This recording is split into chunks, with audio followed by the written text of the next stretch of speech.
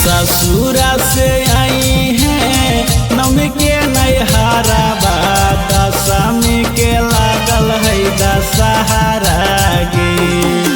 ससुरा से आई है नवमी के नैहरा बा दशमी के लागल है दशहरा गे।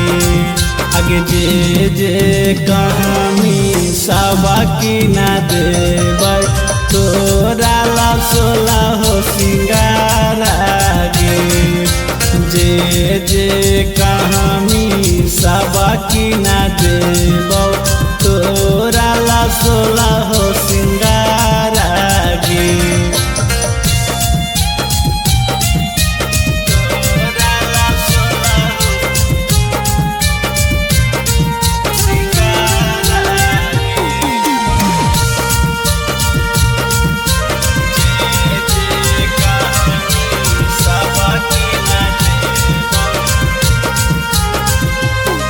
आगे करी हो नहीं लेट जानू चुनरी एगो चढ़ाई गे चुनरी एगो चढ़ाई लाग जैते भीड़ जानू दर्शन कैसे करब गे दर्शन कैसे करब।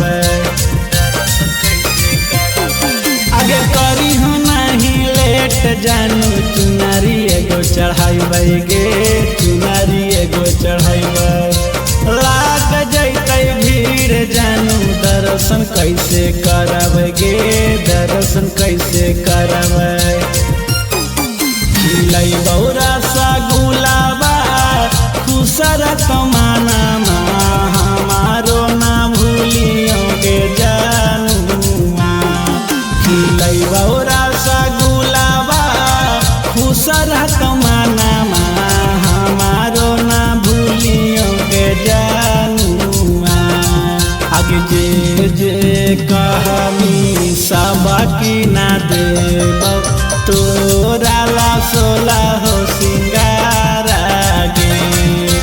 जे जे कहानी सब की ना देबौ तोरा ला सोला हो सिंगारा गे।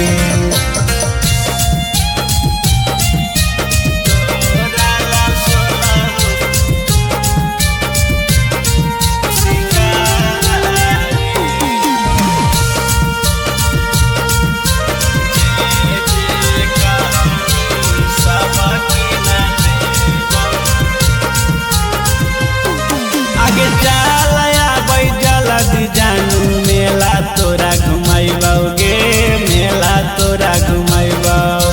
चाट चमन खिला के तोरा शॉपिंग हमें करैबौ गे शॉपिंग हमें करैबौ।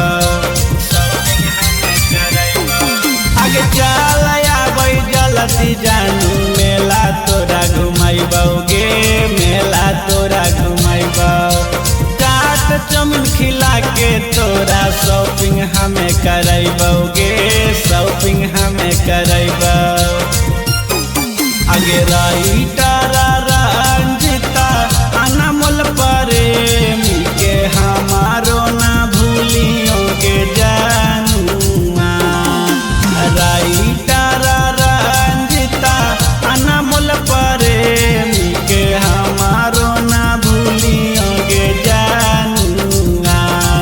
आगे जे जे कहानी सब की ना देबौ तोरा ला सोला हो सिंगारा गे।